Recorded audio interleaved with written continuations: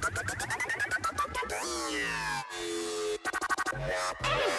Live Podcast with your host, Jose Arteta.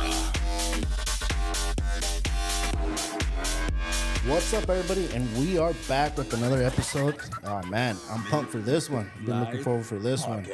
So, before I give you an introduction, I have a gift for you, okay? Okay. My gift, I hope you like beef jerky.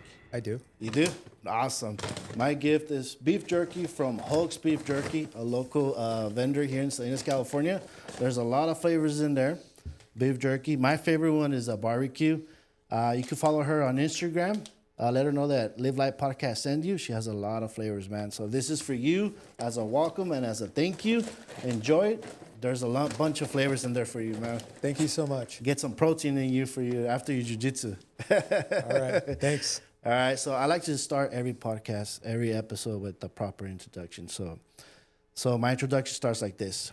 Hard work can turn any challenge into an opportunity. Chris Cain is a criminal defense and immigrant attorney who has built a successful practice from the ground up right here in Monterey County. With 2 thriving offices, Chris is constantly pushing boundaries in his field. But his story goes far beyond the courtroom. He is passionate fitness enthusiast, a dedicated jiu-jitsu practitioner with over 5 years of experience. He is someone who has never shied away from hard work, whether it was delivering pizza at a young age or competing as an athlete. Chris is all about growth and fighting for what matters. Welcome, Chris. Thank you for having me. Thank you, man. I appreciate you. We were chopping it up before the podcast, before we started. And, man, I'm excited, dude. I'm excited. Obviously, there's a lot of topics, coming from your field, from being a defense attorney. There's a lot of challenges you face day in, day out. But I want our audience to know a little bit more about you, the real you, the real Chris, right? You mentioned that you were born in Orange County, California, right? That's right. And sunny, is it sunny out there all the time? It's sunny all the time. Yeah? Yeah. Did you ever went surfing or anything? So I grew up right near the beach. Nice. And I walked down to the beach. I remember going every summer, would walk down from my house down to the beach. And when I was young, my mom put me in junior lifeguards to kind of keep me out of trouble in the summers. Really? Yeah. Wow. So you're like a professional surfer? Oh, not at all. Not at all? No, I was body surfing and bodyboarding. I surfed maybe 2 or 3 summers, but more bodyboarding. Was that a thing growing up in Orange County? Like everybody, like you'll go with your buddies to go surf all the time? Or? Oh yeah, for sure. Yeah? And also, I don't know if it's still like that today, but some beaches you cannot surf at the beach, or you can surf over in just one certain area. So bodyboarding is what we did.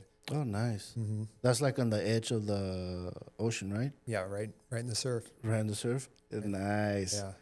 How was it, like, besides going surfing on summer, hanging out with your buddies, how was it growing up over there? So Orange County has kind of a bubble feel, and it really felt to me like it was the center of the universe. I didn't really understand that there was anything outside of it. And I think a lot of people in Orange County probably feel that way even as adults. Yeah. I had a good time. I had a really fun childhood. There was always something to do for me. And what I remember most about my childhood is doing sports. I did sports from when I was probably in 3rd or 4th grade. I have a funny thing about that. When I was around that age, I had so much energy, and I was going into school, and the teachers told my mother that I had ADD or ADHD or whatever it was. And they said, we should get him on Ritalin. I think today kids are taking Adderall, but it was Ritalin back then. We should get your son on Ritalin. My mom was like, I don't think so. Mm-hmm. Little boys are supposed to have energy. My mom put me in swimming before school from 5 a.m. until 7 a.m. Oh, wow. And then I go to school right after that. And then I still had energy. And she put me in soccer after school from like 3 to 5. Uh-huh. So my mom did everything she could to tire me out, to make me more calm in class. And that was just kind of something I've always had my whole life, is kind of having an outlet for my extra energy. Wow. So you were like active all day. Yeah, I tried to be. I mean, they tried. They did everything they could to calm you down, right? Without that, I would have gotten a lot more trouble growing up. So you were like anxious in class, where you're not like, were you just shaking your leg, or? I don't think it was that. I think if there was a kid to throw a spitball, it would have been me, like that type of thing. Not bouncing off the walls, but just kind of like a little bit of a troublemaker. I was a little bit more daring than the other kids. Really? Nice. So you did swimming in the morning, you play soccer. Any other sports that you play as you were growing up? Oh, in high school, I did football, soccer, and track. Oh, nice. I did 12 seasons of it, so I did that every year for all 4 years. What position did you play in football? I was a running back and a cornerback. Oh, I was a okay. safety my junior year, but I was a cornerback most of the time. Nice. Yeah. Did you ever had any? Did you ever saw yourself at a young age doing what you're doing now?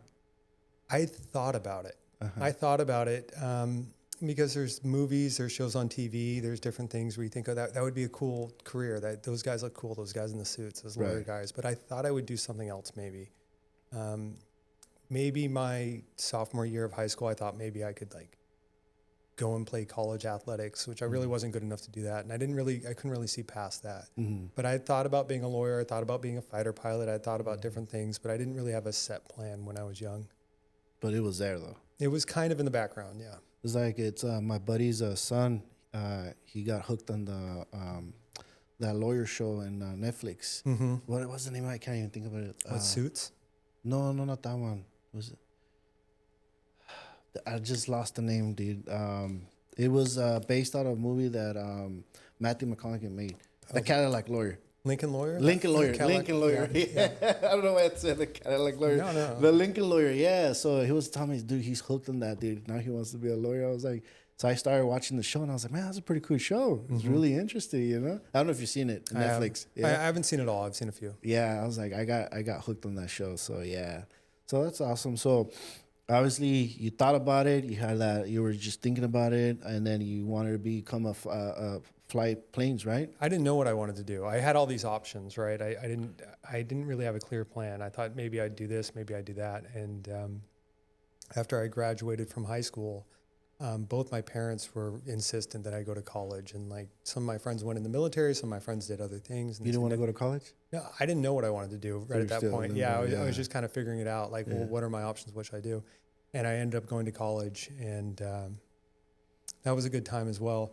And then kind of somewhere towards the end of college, I did take the LSAT, which is like the SAT for law school.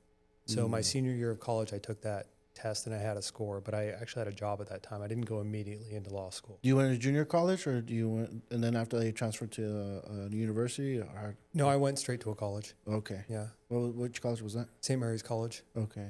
Yeah, it's in the East Bay. So towards the end, you're like, you know what, I'm going to do this. I still didn't know. So I took that test because I didn't know what was going to happen, but I did have a pretty good job. I was doing telemarketing, and it was a perfect job for a student because we were calling people from like 4 p.m. until 9 o'clock at night. So I'd go to college all day, I'd go to class all day, and then I'd go and do this telemarketing job. And even at age like 20, I was making incredible money at the time for a kid. I was making like $1,000 a week. Oh, nice. And I was like driving a nice car.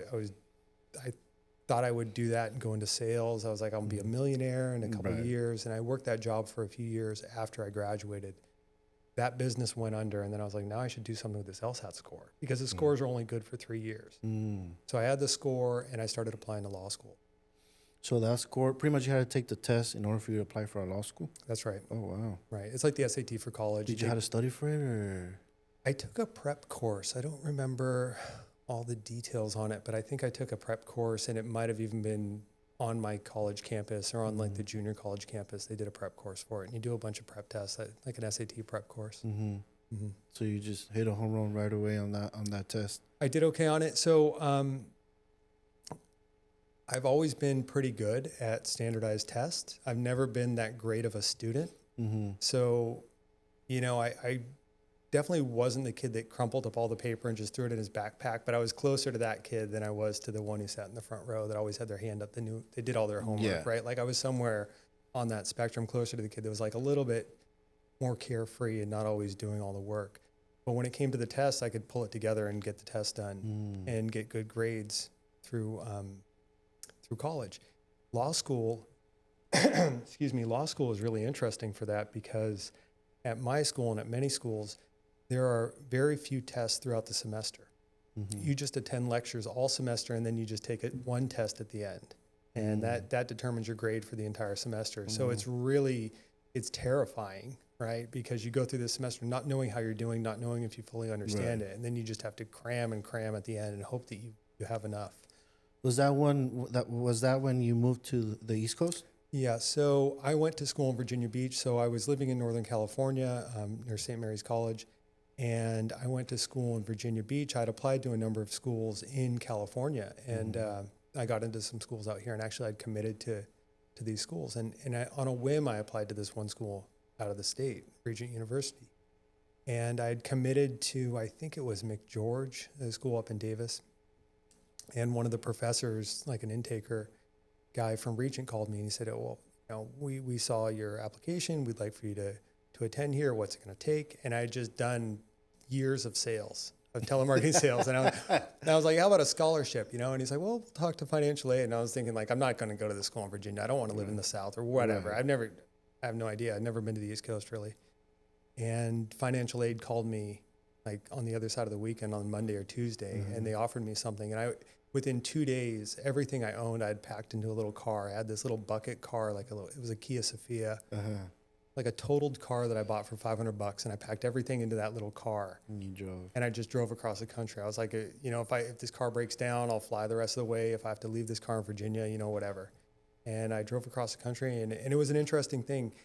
And I think that young people should do that. They should go to a whole new place and reinvent themselves. Maybe when they're 18 and they go off to college, maybe at some other time when they're in the middle of their young adulthood, go and just kind of, you can start over. When I was 25 years old, drove across the country, everything was in that car, met all new people, started a whole new chapter in my life. How was your drive over there? You're like, whoa, I've never been in this state before. Well, yeah, some of the states. So my dad and I used to go on a lot of road trips when I was young. He would take me to the Grand Canyon a lot. And we'd traveled a lot as well. But some states I'd never been to. Like I'd never been to Tennessee. And then we don't really think about Tennessee from California, right? But I spent all day driving through Tennessee. It's incredibly wide. It's like, and it's a beautiful state with all these beautiful trees. Like, shout out to Tennessee, right? And I just remember thinking, like, when I was driving across the country, the landscape would change. All of a sudden, you're in, I don't know, Arizona, and everything is orange-colored rocks, you know. And then you're in Tennessee, and it's all these beautiful trees all over the place. I drove straight through 52 hours that first time driving across. Wow. And I drove straight into Pittsburgh, Pennsylvania.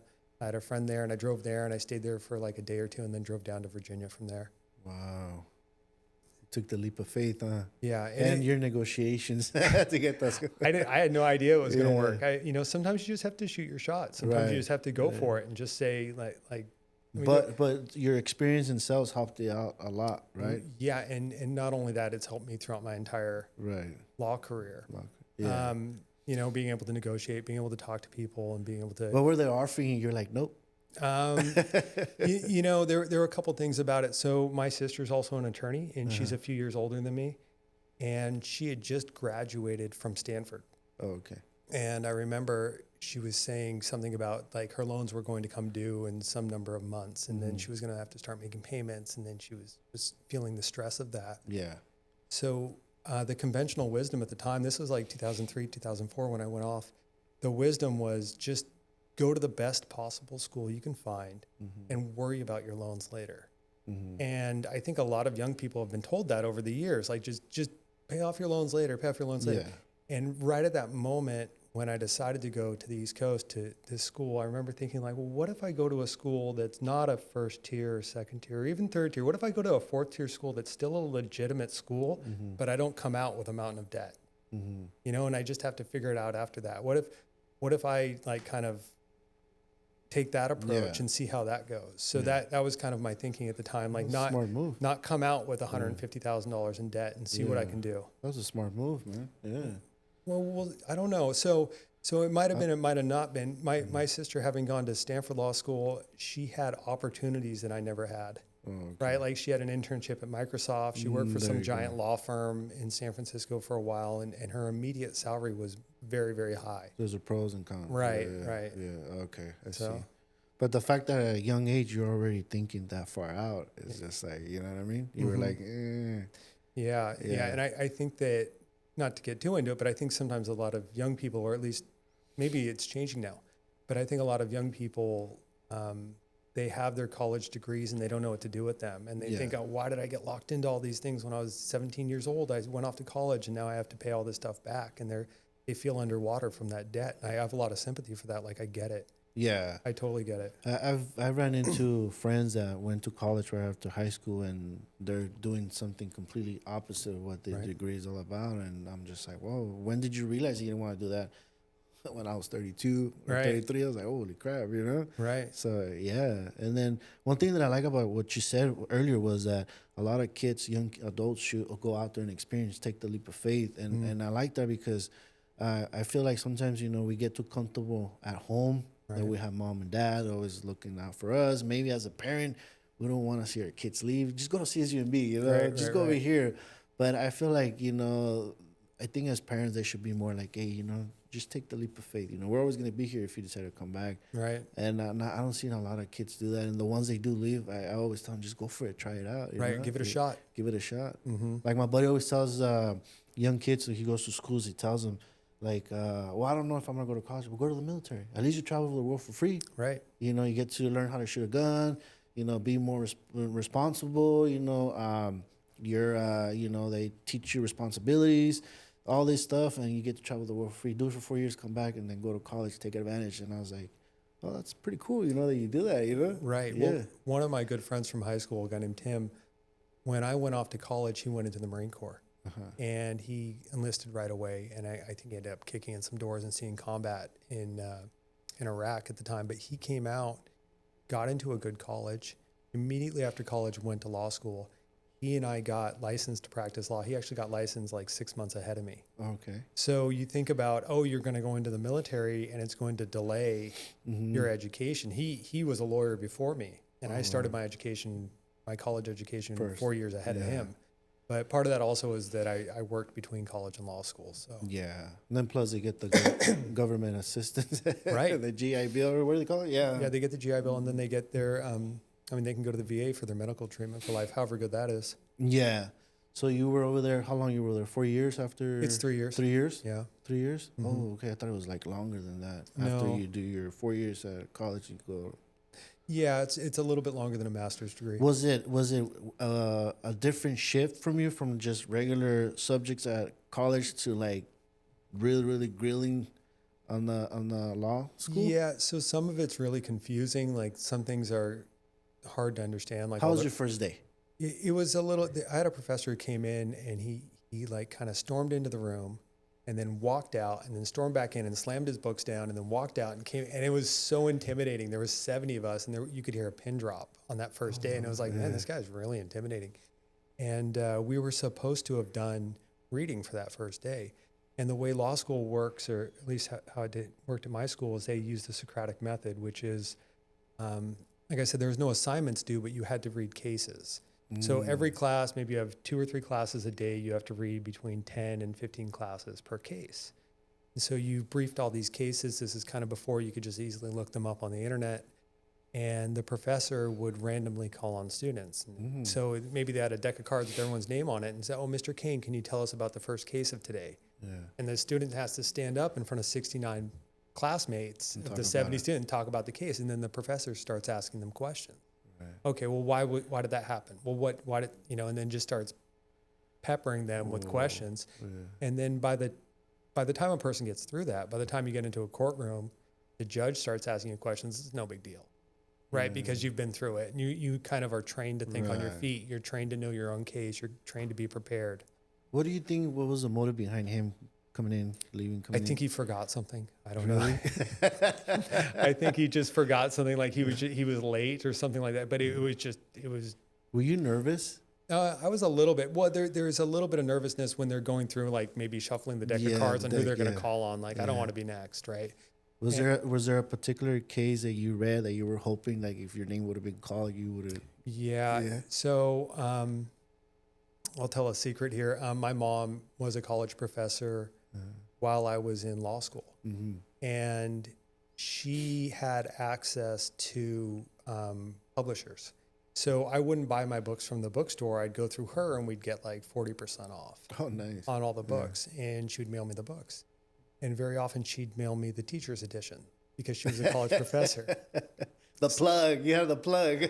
I never told my classmates, but I would have and some of the professors, like in the evidence class, and say, okay, well, you know, they'd ask a question like, well, you have a right to remain silent. Well, how come you have to give your fingerprints? And I'd be like, a fingerprint's not testimonial evidence. He's like, that's exactly right, Mr. Cain. You know, and it seemed like I was the smartest student in the class for that one. Everybody's all give you the look. Yeah, how does he know? Yeah. Right? No, it's, I had some things like that. Other times I was just nervous because it was nerve wracking. I mean, now if I went through it now, it would be nothing, right? You know, I could just only imagine walking in full of students. And I mean, was there a dress code going to school? No, but we wore, I mean, some people wore shorts in there and t-shirts, but most time it was kind of like, you know, a lot of like kind of country boys, like polos and like that type of thing in class. I don't know. I was just curious to see if you guys had to show up in the dress code or anything, like suit and tie like right now, you know? No. Yeah, man. I don't know, dude. I think everything that I would read will go out the door as soon as I walk in, you know? Because I couldn't imagine all the cases you have to read, I don't know, man, like everything behind it, you know? Because it's just like, whoa, you know? Yeah, it's a lot. It's a lot. And they want it to be kind of a shock and awe, right? They want to weed out people who aren't cut for it. And I think that we actually had a hard curve at my school where the bottom 20% of the class didn't come back for the second year. And they knew that. And we all knew that going in. Like if you got below a 2.0, you weren't coming back. If you're in the bottom 20%, you're not coming back. Oh, wow. So it was kind of like you just had to do well, and it was sink or swim. Wow. Damn. So you're 3 years in law school. Second year, how's it going? Second year, is it going a lot better than the first year, or is it getting a lot harder? Yeah, the first year is definitely hard. So at the end of my first year, I decided that I was going to stay out there, and I got an internship at the public defender's office in Virginia Beach. It was like the juvenile defender office, so we work with youth. And I actually had a lot of free time, and I was out there, and I got a job out there, and I drove a taxi cab. For like 2.5 years of law school, I drove a taxi cab on the weekend, and that was fun. And it was at some point where I had enough free time that I could work a 12-hour-a-week job. Oh, okay. Right. So it wasn't completely overwhelming the whole time where I was pulling my hair out stressed. Oh, okay. Like I kind of got into the rhythm after about a year. Any crazy stories or fun stories as a taxi cab driver? Well, I picked up my classmates from the bars. So wait, so you never party? I don't really now, and I did when I was in college, but then I was partying a lot. Okay. And sometime after I graduated, or right around when I graduated, I decided that I needed to not smoke any pot. I needed to not drink any alcohol, and I went well over 8 years or 9 years or so without even having a drop of alcohol. Oh, wow. So I was really into fitness, and even my first year of law school, I would go and run 5 miles in the morning before every like Monday through Friday. I ran 40 miles a week. I'd do a 5-mile jog in the morning. I had a little route planned out. Damn. It took me like 40 minutes. Wasn't really fast. 8-minute pace. I had it all down. And then I just jump in the shower and go to class. And I felt refreshed. I felt calm all day. Yeah. And when it came to the weekends, I'd still go out once in a while with my friends, and I still had friends, and we'd still do social things, but I just never drank. And it was kind of weird being like the guy who didn't drink, and it's like, why don't you drink? What's wrong with you? I was like, I had my, I don't need to drink to have a good time answers, you know what I mean? Like, or I'd get a Sprite on the rocks or a club soda or something when we go out, just so nobody would ask. I would have been like, shut up, he's our designated driver. Yeah. Well, and I ended up being the designated driver when I was driving the taxi. Like, all my friends had my cell phone number, so they'd go out partying, and I'd be right there. Dude, I would be buying you dinner. I would be buying you everything just as long as you drive me everywhere. Yeah. It was interesting driving a taxi. But besides picking up your college buddies and friends, any crazy adventure, like just regular persons you'll pick up? Yeah. I mean, when you drive a taxi, you see all sorts of things. Yeah. From people trying to climb out the window to people fooling around in the back seat. Really? Yeah. And there was a show on HBO at the time called Taxi Cab Confessions. Yeah. It was right around that time, some time ago. And people would ask, are we going to be on this? I'm like, only if you do something really good. There's the camera, because there was a camera in the cab. Yeah. And I'm like, well, you guys got to do something worthwhile, and then I'd kind of fool, but nothing that amazing.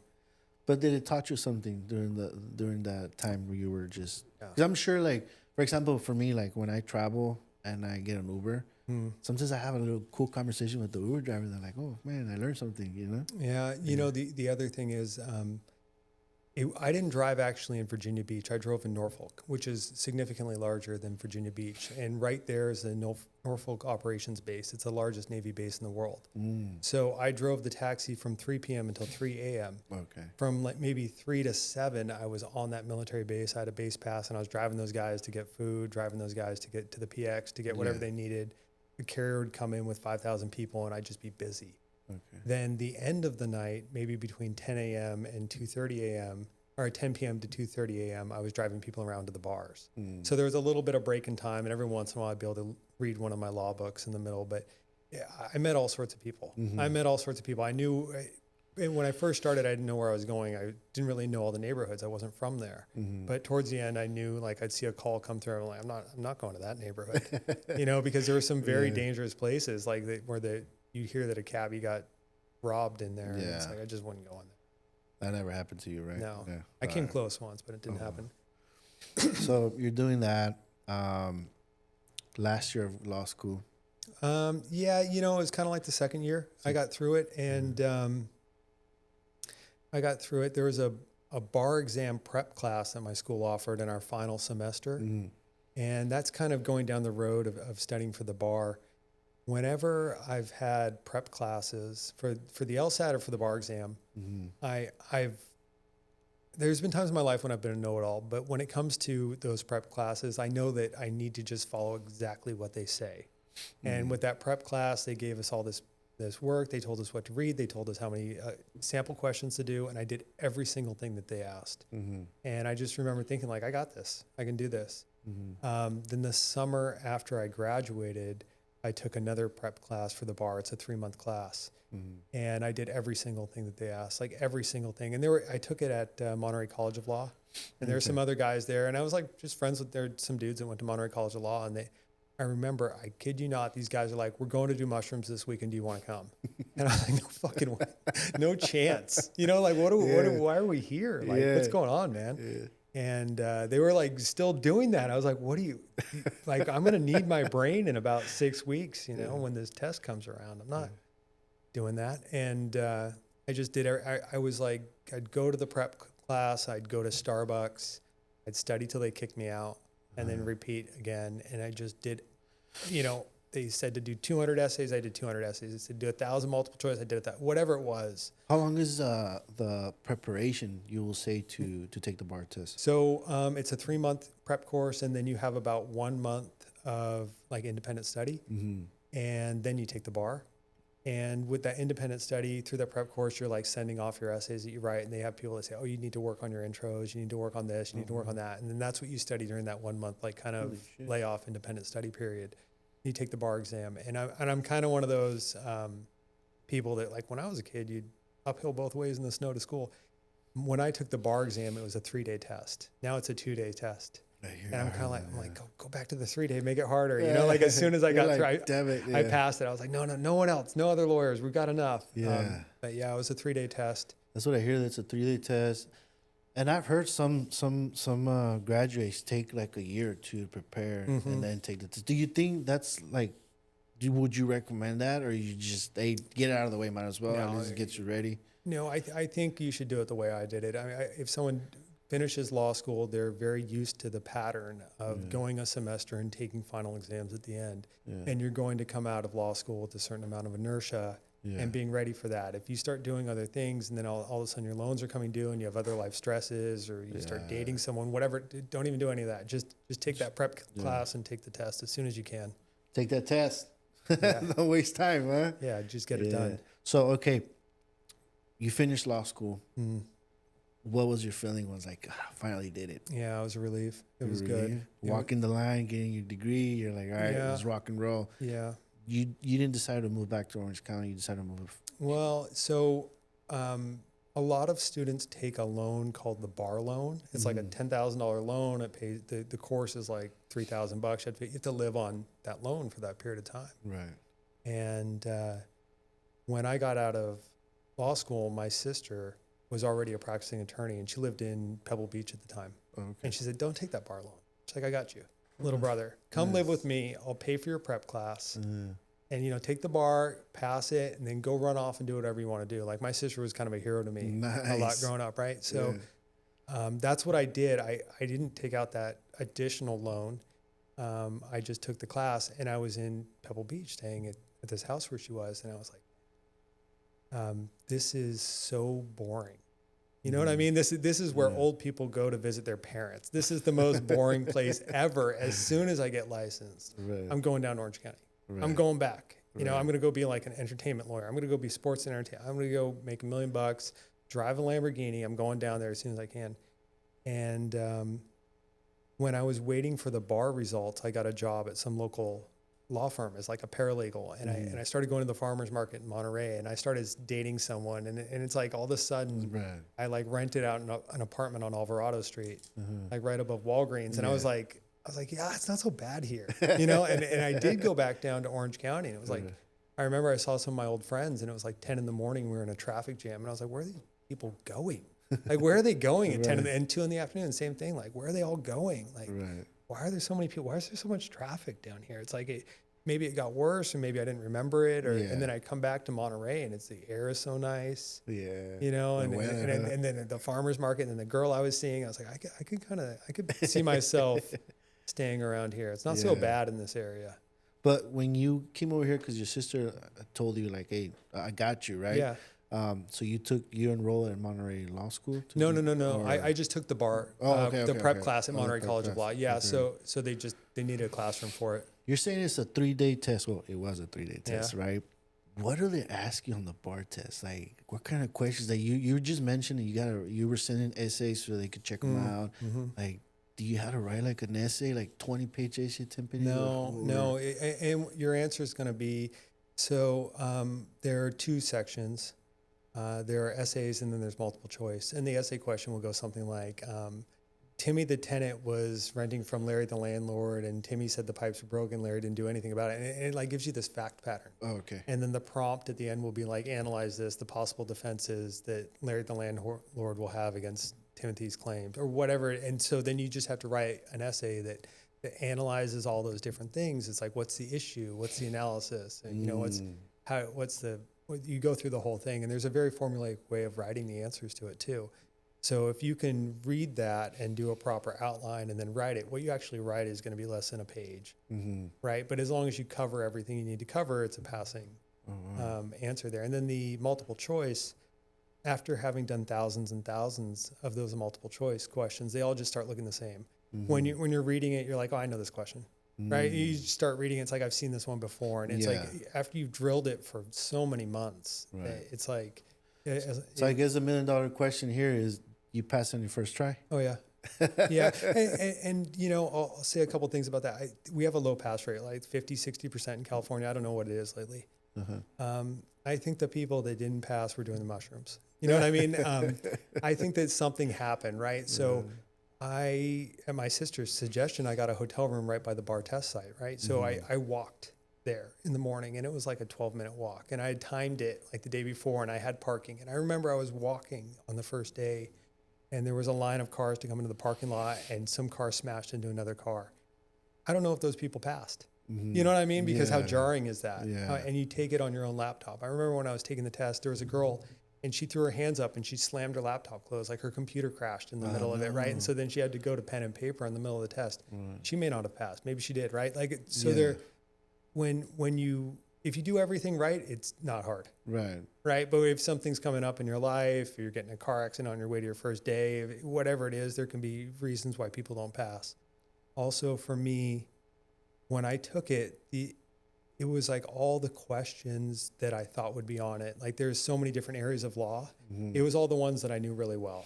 It was the ones that I thought, like, it's based on the last test. They haven't hit these ones lately. I think it's going to come up. And we had done all this gaming on it. We kind of knew. So it was like the perfect time to pass it. Sounds like this is like a great moment to pretty much address that with preparation, determination, and the will wanted. You know, the wants of your future plays a lot,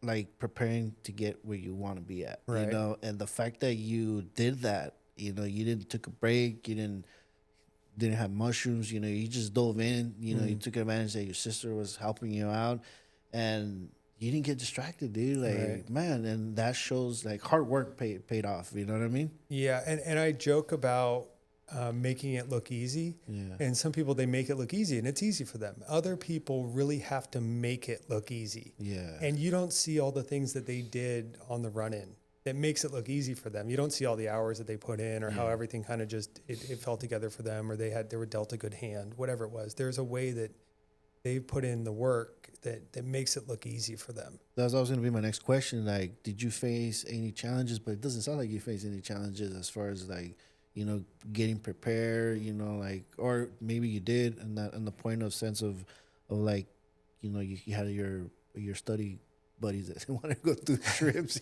Yeah. I think they went to like Chowchilla or you know something what I like mean? that. Yeah. But I mean, you did face challenges, but you were able to like look past it. You know what I mean? Yeah. Did you feel like you faced some type of adversity or some type of challenge? At Juan Avila Photography, we focus on capturing decisive headshots and portraits where every photograph tells your story. Whether for corporate teams, executives, or personal branding, our high-quality images reflect your professionalism and authentic. Let us help elevate your image with headshots tailored to your unique needs.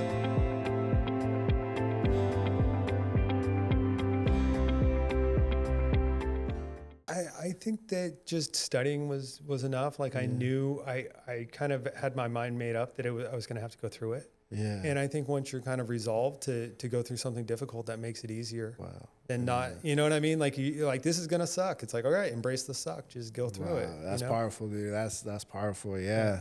That's powerful. That's very motivational right there. I mean, it's rare when you meet someone like that, you know, they just put the gloves on and let's duke it out. You know what I mean? Yeah, I don't want to say like it was easy, but Yeah, it wasn't. It was very hard. But, I but get it's what like you're if you do it in a way, it's like, yeah. No, it's just like you prepare yourself. You know, you did face adversity, you did face challenges, but you told yourself like, hey, it's not gonna be easy, but I gotta do it. Yeah. You know, and a lot of people tend to tap out. A lot of people are like, you know what, I'm done, or they fall off the wagon, they fall in love, or you know what, I need money, I gotta get a job, and then they start, you know, losing focus. You didn't lose focus. You know, Right. you made it your number one priority, and a lot of people, it takes guts. It takes, you know, a lot of strength, a lot lot to say, you know what, I gotta do this. You Yeah, know? and then priorities. You Prioritize. Yeah, Yeah. What's number one on the list? You Right. know, and successful people like yourself, you know. I'm trying. I don't really feel like I'm there yet. You know what I mean? I Yeah. feel like I was doing my taxes right now. I'm like, okay, I'm doing okay, but I don't even feel like I'm close. Right. Yeah. Don't worry, bro. I can see you like big, you know, I hope like. So obviously you passed the bar. What was next? You know, what was that feeling of like, you know what? Yes, I passed in the first try. Yeah. But let me. Oh, I'm sorry, dude. Let me retract a little bit. Where was the test at? I think it was in Santa Clara, San Jose okay. somewhere. Oh, okay, Yeah. okay. So did you get the results right away? No, it takes a while. How long was it? It takes a while. It took weeks, and it takes weeks to get your results. I don't remember exactly how long, but I know that it might maybe even 2 Were you months. nervous? I was a little bit, but because it was such a big thing, and you never know, and like the pass rate's low, and then you talk to other people who took it, and they're like, yeah, that second question about the property. I'm like, that wasn't even a property question. That was like, you know, that was a criminal law question. What do you mean? And then all of a sudden it gets in your head, and you start, did I miss that? You know, and Was it a letter or email that you got? Or yeah, so you can check online on the California Committee of Bar Examiners website, and they email you like a special code, and you can log in, and the test takers get the results like on a Friday, and then the list goes out public on a Monday, so you can kind of prepare for it. And I remember that the email came in, and I think I'd gone back to Virginia for some reason, like to go visit somebody, and I had my sister check. And she's like, do you want me to check? I was like, yeah, here's the passcode, you know, and we were on the phone. And then she's like, do you want me to tell you what it was? And I was like, well, yeah, like right now. She's like, okay, you passed. And I was like, well, like, why did you do that little buildup at the end there? Why you gotta, like, I almost passed out, stop. But yeah, so that's how I found out. I had her log into the system for me and check for me. Would you say you were like 100% nervous, or you were 50-50? Because well, I was, you know, you never know. sounds like you were confident. Like, I was confident, but you never know until it's done. Yeah. You know what I mean? And there's all sorts of things even today I'm confident. I'm like, man, that went great. And it's like the ruling is different than what I thought it would be, or whatever it is. You can be the confidence isn't always correlated to the outcome. What was next after you passed the bar? What was the next step? Yeah, so then it was just get a job, and I got a job at a little law firm in Monterey, and then I got a job at another place. And when I was working at this law firm in Monterey, I had a boss, another lawyer, who was difficult to work with. And everyone said that this person was difficult to work with. And I was like, I can get along with anybody. I'll be fine. Right. And I was working there, and I was like, this person is a little difficult. And a friend of mine, I was doing triathlons at the time, a friend of mine, a triathlete, got hit by a car. And she was like, Chris, you're a lawyer. Can you help me? And I was like, yeah, I can do anything. Like, I didn't know what I was doing, right? And I put together this entire complaint letter that like showed all of her triathlons that she had done and how athletic she was. And then everything changed, and she got a surgery, and she got these pins put in her arm. And I put together like this giant like project package, and I sent it off to the insurance company. And we settled that for a tremendous amount of money. Nice. And I was like, I just made more in 6 weeks than I could make in a year working for this person that's arguably difficult to work with. Right. And that was on your own, right? Yeah, I was on my own. That was like a little side thing that I did. I was like, I'm out of here. You know, I left that job, but I never got that again. You know what I mean? I got that first one, and it was never, ever that good again. Never again. Hey, Chris, but did you ever thought about moving back to Orange County, or do you just decide to say, you know what, I'll stay here in Monterey? Yeah, not after that. Not once I started working. Yeah. I looked at the cost of living down there. It was too much. So you're like, I stay here. Yeah. This is what I'm going to It's nice conquer. Here. Yeah, it's nice here. Yeah. It's got a good Goldilocks. You know what I mean? Yeah. It's not like a big city where it's impossible to find parking, and it's not so like geographically isolated that you can't find something fun to do. Yeah. It's just got a good Goldilocks feel, and there's enough community there. The air is really nice. The beaches are nice, and it's nice here. It's like really nice. So would you say that friend was the door opening for you to start your own firm? Yeah, I think so. And it wasn't so easy at first. You know, I was taking like kind of odd jobs for other attorneys, and there's a thing with attorneys where like if I couldn't go to court this morning, I could probably call another lawyer and be like, hey, can you appear for me? Can you stand in for me? I'll give you $100. Can you go into court for me? And like, there's guys that actually do that. They like go and they do appearances for other attorneys. Oh, wow. So I got into all these different networks to do appearances, and I'd like go to the Monterey courthouse in the morning, and I didn't really know for sure where I was going to end up. And I was like doing all these civil cases in the morning and criminal cases in the afternoon. I was like just bouncing around, getting $100 here, $100 there, like, and it was enough to live on. And I thought, I'm going to develop my own practice as this goes. And I started doing appearances. There were evictions. There were commercial evictions. And I evicted the owner-operator of a self-storage facility in Sand City. And I got that person out, and I was talking to the bank manager. This person had been embezzling. They've been doing all this stuff.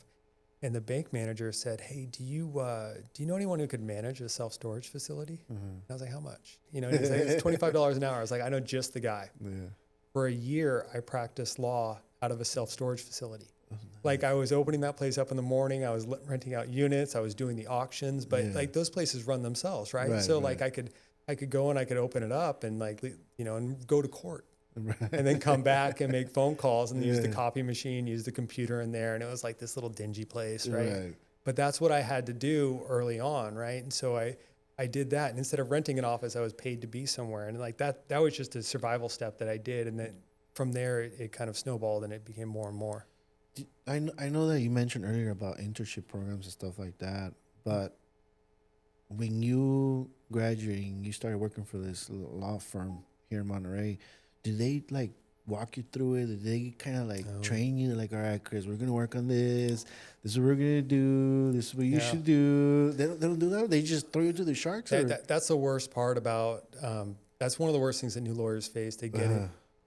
They get into a place and they get told something. They don't even know where to start. Yeah, that's they've what never I'm done. curious, They don't know where to start, you know. And even at big law firms, it's like, all right, you need to bill 2,000 hours a year, and here's this thing. Don't spend more than 4 hours on this. And the person works for 4 hours on it, and they still don't even know where to start. So that's why when they're billing 2,000 hours a year, they're actually working 4,000 hours a year. You know what I mean? That's why those lawyers at those big firms get so burnt out, because they're just working their whole life away, and they're there until midnight every night.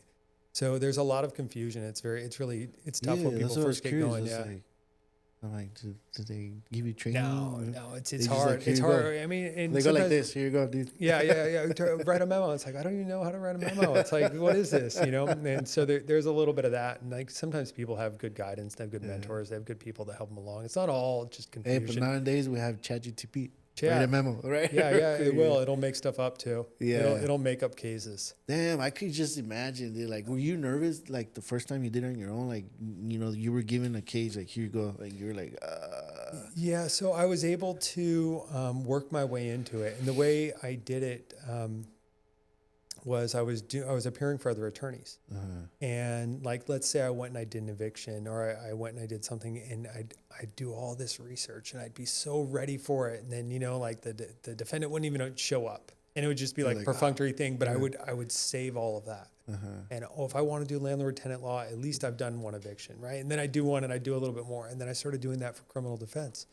And I started doing all these traffic cases, and I was like, why are these guys paying me $100 and charging these clients $500? Why don't I get all $500 or whatever it was, right? You know what I mean? Right. And I remember, like, there were motions that I was filing. I'd go and I'd argue the motion, and I'd keep a copy of it, and I'd be like, this is going into my my computer, this is going into my hard drive. If I ever have to argue the same motion. So I used all these people as my like unintentional, you know, mentors without them even knowing it. And then after some time, I was like just fed up with it. I was like, I want to just be the one that people come to instead of being someone else's errand boy. And you were just, okay, so let's say I'm a lawyer, right? And I can't go to tomorrow's court, and I call you, hey, dude, can you do it? I'll give you $100. Yeah. So you're doing all the work for $100? Well, or are you just showing up? Yeah, maybe not all of it. So I'll give an example. So one of my friends, a guy I've known for a long time, he's in trial right now. He has a murder trial. It's a 3-week trial. He's in the middle of the trial. He had a case on this morning in another department in the same courthouse that he set 2 months ago. And I saw it on the court calendar, and he was upstairs, and the bailiff's like, has anyone seen so-and-so? I'm like, yeah, he's upstairs. He's in trial. And then I talked to the DA, and I said, what's going on with that case? And he told me. I said, well, what's today for? And he told me. And I said, you want me to? I'm like, I could just do it. And I sent the guy a text, and he was like, yes. He just wrote one word, yes. You know what I mean? Like, because he's in the middle of a murder trial. And then, so I stood in for him as a courtesy because he's a friend, right? I just told the judge, hey, judge, I'm specially appearing on behalf of so-and-so. Looks like we're here to show proof. It looks like the proof was filed, and the people accept it. And the judge's like, okay, cool, great. No more reviews are necessary, da-da-da-da. So it's like you can do, and it's 30 seconds. To do something that short. Sometimes it's more involved. But a lot of court is just going and standing there and checking in with the judge. The judge wants to know what's happening with this case. Right. So it's like, and we set court dates out. Someone enters a plea, and part of their probation is that they have to do 20 AA meetings, right? Set a court date out in 3 months for proof of that 20 AA meetings. If they've done it, my clients won't even have to go. I just go in there, judge, we're here for 20 AA meetings. I filed it a week ago, and we're good to go. And it's like that's lickety split. So those types of things are really easy to have someone else stand in for you. Right. But what I'm trying to say is like for example, you said $100. But what about if it goes longer, or do you prepare yourself before you get there, or it's just like you just got to know your shit once you get there? Yeah, usually those types of hearings aren't like really substantive. You know, like they're not the big deal hearing. It's not like actually going to trial or really arguing the merits of the case. The eviction one, sometimes you have to get into the weeds of it, right? But most of those other ones weren't really so much. But like when I was doing a lot of traffic tickets for guys out of LA that had like a good search engine optimization for this area, and they were taking all the traffic. Now I take them all, right? But I was doing them for these guys, and I'd look at the ticket, you know, and I'd know what the charges were, and I'd kind of have an idea, and then I'd talk to the officer and see if we could work something out, or I'd take it to trial and try to beat it. But those ones, those ones you kind of have to know a little bit more. But a lot of them, it's like just go in there and tell the judge we need more time. Go in there, tell them that we filed that thing, and it's like that's pretty easy to do. So you broke it down as what you were doing, you know, when you started your own law firm, you know, filling in for other lawyers, and then you're like, you know what, I could do this. I could do the traffic stuff. Yeah. And then, so that helped you a little bit more, start building your practice more? Yeah, that's right. Yeah. That's right. And I started doing my own marketing. Okay. I was doing all sorts of different criminal defense cases. And the more I did them, the more I was like, oh, I should be the guy doing this. And then I just started taking my own clients. And Do you feel that sales? I mean, you mentioned at the beginning that sales helped it out a lot to this point. It still does. Once you were building your law firm and you're like, you know what, I gotta market myself. That sales from back years helped it out a lot. Like as far as like I gotta market myself so I could bring more business or. yeah, yes and no. I knew that I couldn't be afraid to ask. I couldn't be afraid to put myself out there. Yeah. And that was the real thing, right? So I did telemarketing and I did in-person sales too. But with the telemarketing, like I was calling up complete strangers. Right. You know what I mean? Yeah. And I had to be very confident on the phone and be able to do whatever, not be afraid and have thick skin and not be worried about things. And at the end of the day, and everyone wants to hang up on you. It's like, you just have to keep doing it. And I think that stick to it, that determination to keep going and like, just call the damn leads, just keep going. Nobody cares. Work harder, keep going like that. I'll be honest with you. I mean, you do come across commercials of lawyers, but it's just like plain and simple, you know. Yeah. But you're boom, dude. You're out there. Yeah, You're the. I like it because I like your content because it's just you. It's raw. Yeah. This is a real deal, bro. They're not seeing like two guys open a book and they're like, oh, you need an attorney, please call. You know. Yeah. You're like, hey man, I just helped my client. You need help? Call me. You know. Yeah. And I feel like that tells people who you really are. Like, you're not fake, you're you, you know, and it comes a long way. So, man, I got to give credit's due. So, yeah. Thank you. Yeah. Really, I try to be as authentic as possible. Yeah. And there are a number of criminal defense attorneys in town. Yeah. And there is a large criminal defense firm, and they're great attorneys. I have nothing bad to say about them. But I will say that when the sheriff was getting pulled over by the CHP and it was in the news, I don't know if you know about this.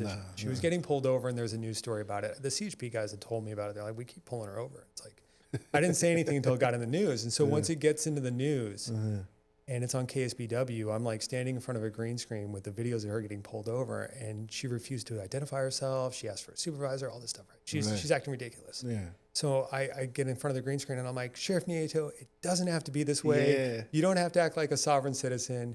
You get pulled over for a ticket or even a DUI, give me a call. I'll defend you. And I was just like, bring it right down. But I was like being kind of a smart. That guy who runs that other law firm, I mean, if he's listening, I love you. He has poodles for his dogs. You know what I mean? Like the idea, like I really mean it. He does have some beautiful dogs, but like he wouldn't. There's a lot of guys that wouldn't do that. You know what I mean? They wouldn't call out the sheriff and be like, give me a call, you know, like that. And I have no shame for that. I have no, like it's true.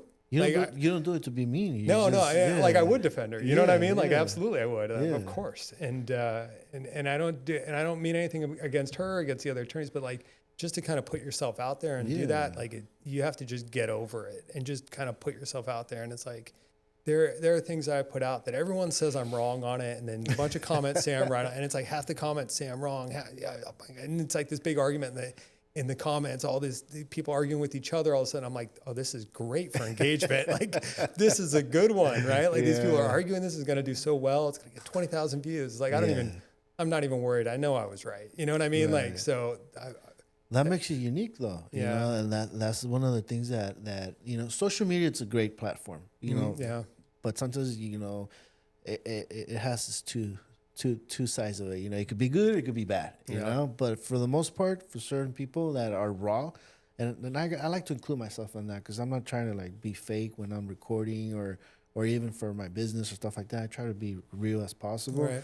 And I feel like more people relate to that. You know, they're like, oh, dude, you know what? He's not. You know, they're not reading a little telegram, right, you know what I mean? Right. You know, and I like that, dude. You know, and that's what caught my attention when I saw you. I was like, oh, yeah, you know what I mean? Yeah, no, I mean it. When I look in the camera and I say, I will fight for you. Yeah. You know, like just because you did it doesn't mean you're guilty. Like I don't care what happened. I care what the evidence shows. Like all of those things are true. Yeah, and I will fight for these people. Yeah, you know what and there's no judgment. It's like they have rights, and I'm here for that. Yeah, and I'm here to hold the police's feet to the fire, the state's feet to the fire. Like especially when you have your clients, you know, backing you up. Yeah, I want to fight for them. Yeah, like I want to be that guy. Yeah, that's awesome, man. Yeah. I like that. You know, I gotta go see that video because I see somewhere you're talking and the CNSPD is in the back. And Yeah. you're giving your intake on it. Yeah. I was like, that's pretty cool. You know. Yeah, I want to do more with that. I want to think do. you should. I want to do more stories and like think talk you about the should. local stuff and give my take on Because it. I feel like CNSPD is always getting hammered.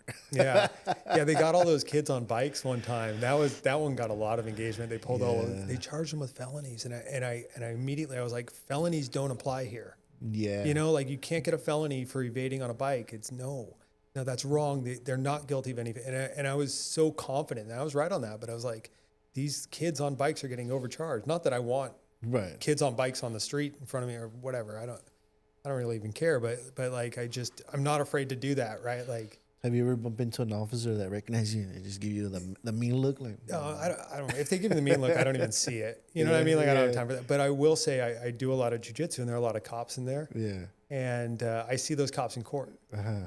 And there was a time when I was walking down the hall with a client, and we walked by a cop that I know from jiu-jitsu, and we kind of like did the slap bump. And the client was like, what was the hell about? Like are you on my side? No, dude, don't worry. It's cool. I know that guy from outside of here, you know? And it was just kind of a moment, but like that cop and I are cool. Like we're cool, and I'm cool with a lot of the cops. And like even the CHP, there's no district attorney at the CHP, or there's no district attorney at the traffic cases. So it's just me versus the officers who wrote the ticket. Right.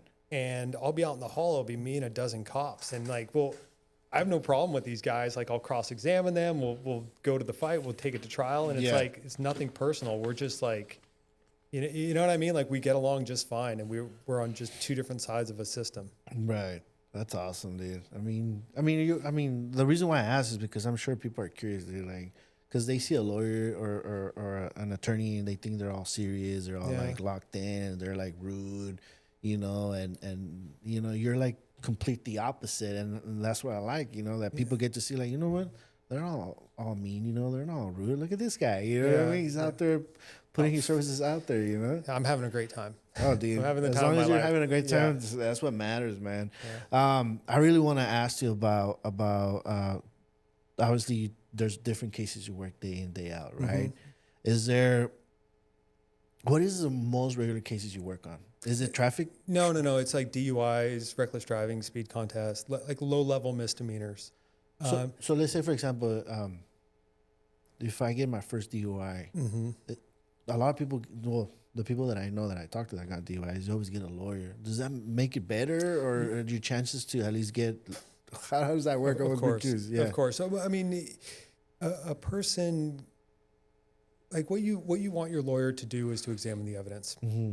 And to fight on your behalf. Like if a person if they have no chance of winning, the lawyer may not be able to change that. But you won't know until you have someone actually look at the evidence. Right. I went through a streak. I got 7 in a row DMV hearings that I beat. So a person gets a DUI, there's 2 things. They have a hearing with the DMV, and then they have the hearing in court. Oh, okay. And I beat 7 DUI DMV hearings in a row. And it was like, 1, there was pages missing from the police report. 2, there was a late blood sample, you know, and there were just little things, and I read through. I'm like, man, I might win this one. And then I get on the phone and we did the hearing, and I'm just arguing with this DMV officer, and we win it. Nice. And then they don't lose their license, and then I still have to fight it in court. And then we're in court, we get it reduced from a DUI to reckless driving. And it's like, this person's going to save so much on their insurance. Right. I mean, whatever it costs to hire me is pennies compared to 7 years of jacked up insurance costs. It'll go up 400%. Yeah. So, I mean, there's no promises that the lawyer is going to beat the case, but your chances go up so much. Higher, yeah. Well, it makes sense. It makes sense. Then the other part of it is, you know, people may have an idea of the way the stop went when they got pulled over. And I don't want to rush people through the judicial process, right? I don't want to be like, no, you got pulled over, so you're guilty. It's like, no. Let's actually look at the evidence. Let's watch the video of it. Let's make sure that the breath device was properly calibrated. Let's make sure that they did these tests correctly. Let's make sure that they dotted their I's, they crossed their T's, because if they didn't, we're going to fight this. Yeah. Right? So that's what they're getting, right? And if there is a mistake in the state's case, we're going to find it. You know, and people may think that they're guilty, but they're not. You know what I mean? Yeah. So I think every case needs to be fought every time. That's interesting you say that, because, you know, right now as you're talking, I'm thinking about those people like, okay, what's your intake on this? I get pulled over. You know, officer comes in, roll down your window. I don't want to roll down my window. Yeah. You know, I just roll out like this much. Yeah. You know, I can still listen to you. He keeps telling me, roll down your window. And I'm like, I'm fine, you know? Yeah, I can hear you. Yeah, I can hear you. We're fine. You know, here's my driver license. Yeah. Here's my proof of insurance, my registration. And the guy keeps pushing it. And then it gets to a point, we've seen videos like this before where the guy, I get pulled out of the vehicle and I'm arrested. Mm-hmm. Yeah, it might be resisting. Is it resistant? Is it because I don't want to roll down my window? Yeah, you may not have to. I mean, there's a case called Pennsylvania v. Mims, and the officer can get you out of your vehicle if they have a reasonable fear for officer safety and they have to be able to articulate it. It's unclear if they have to articulate that to you at the time. Right. You know, but it's like, are you scared? And the officer says no. Well, that's going to cut into it. If later he puts in his report, I saw their furtive movements. It looked like there might have been something in the cup holder that could have possibly been a weapon, and that's why I did it. But like, what about like if, you know, sometimes they tell you, well, I remember I used to tell my drivers that if you get a pullover, make sure you show your hands on the steering wheel. Yeah. So you let the officer know you're good, you know? for sure. So I was like, and I've seen that on videos and they still get dragged out of their Yeah, yeah. You know, there are people who want to have that interaction with the police and they want to like get into all that because fight. they think they're gonna win. Yeah, I don't. You know what I mean? Like Yeah. they're like, no, I know my rights. I'm not gonna roll it down. And here's my thing. And it's like that's not really my approach to it. Like if I get pulled over, I'm rolling my window down. My hands are where they can see them, and I have my stuff ready. It's just like, why? I mean, I don't know why people do that, dude. Like, Yeah, like they just want to. They think they know everything. I mean, they didn't go to school like you did. It's like, you know, especially like I brought it last week when I had my cousin as a guest. You know, it's like those people that like to go to yeah. the recording. Yeah, is like they're First Amendment auditors. there you go. Yeah, that's what they are. Yeah. Yeah, it's just like, and then sometimes, you know, they end up getting arrested Yeah. and they press charges. They get their lawsuit. They get the lawsuit and they win. Yeah. It's just like, man, you know, that's a good way to make it a living. But, you know, it's just like I don't understand why people do that. Well, you know what? I love them because cops should get used to having people in their face with a camera. I mean, not too close, not Right, quite literally in their face, but cops should get used to that. Right. You know what I mean? right. Like you're a public servant. You're out there doing this stuff. You have extra privileges. You can arrest a person. You can put handcuffs on them. You should be under extra scrutiny. You should be accustomed to people doing it. And I've talked to a lot of cops about this, and a lot of them are just okay with it. Yeah. They're like, yeah, as long as he's not up in my business, they can do whatever they want. And there are people. They're cops and they're my friends. I'm like, oh, you know this guy who filmed you? He's like, yeah. And I watch that guy's Instagram and they say, hey, Officer so-and-so. And he goes, hey, how's it going? And, you know, and it's just, there's nothing to film anymore unless the cop starts bugging out about it, right? Like if the cop's just like, hey, you're cool filming, just give us a little bit of space, everything's fine. Then there's no problem. Like then no one even wants to watch that video. They only want to watch the video if the officer gets engaged. And I noticed that, but like on other states where the officers do get engaged, you know. I mean, I haven't seen it here. I haven't seen the guy on social media you mentioned, but I know that there was an incident in Greenfield not too long ago, but it got crazy with the officers over there. But I know that sometimes I'm in TikTok, I'm looking at it, and I see in other states, and I was like, dude, why those cops are just losing it? You know, they get fired up real quick, and then they make something small a big problem. You know what I mean? Well, some cops are just. I mean, if it was me, I think I'll just take advantage and I'll be like free promo. You know, if I was a cop, I'd be like, hey, what's up, guys? You know, follow me at IG. Let's talk about what not to do when you get pulled over. You know, take advantage. Sure. Or the cop asks the guy a question like, oh, what time is it? And the cop says, okay, good boy. You know, to the guy, flips the script on him. Those cops are great. I mean, why not just have fun with it? Just have fun with it. But I agree with you. They should be used to having cameras on their face. You know what I mean? And why not? They work cameras. Yeah. You know what I mean? Like they do it to us. So it's no big deal. Yeah. And I think if a cop's mature and if he's not like roid raging or something like that, he'll be fine with it. But for the most cases, like a lot of people that like to fight with cops. You know, it's just like you know who does? And this is totally sexist. Is all the cops say that women fight a lot more than men. All the cops tell me that. I'll ask them. I'm talking to cops all day long, right? I'm like, who fights the most? You know what I mean? Like, they say that there's a real thing where like someone gets a DUI and they just want to fight. And I've represented so many people that have been hogtied in the back of the police car, and it's like. And then we have a video of it, and it's just like, I'm like, do you even want to watch this? Like, do you want to watch this video? And they're like, no, you know, it's like, there's a regret after. It's so hard. It's so hard, you know, but I need to look at it to see if there's excessive force. Yeah. I need to look at it to make sure everything was done right. But it's like a person may not want to watch themselves in that situation. Yeah. Let me ask you your opinion on this. What do you think people do that? Why do you think people feel like they know their rights and they feel like they could bark back? You know what I mean? Like, I don't know, but I would do that too. So I'll go along with it. No, I'll be really, I'll be like, yeah, let's go along. And if they cross the line, it's like, oh, you messed up now. Yeah. You know what I mean? Now you're out of line, buddy. Yeah.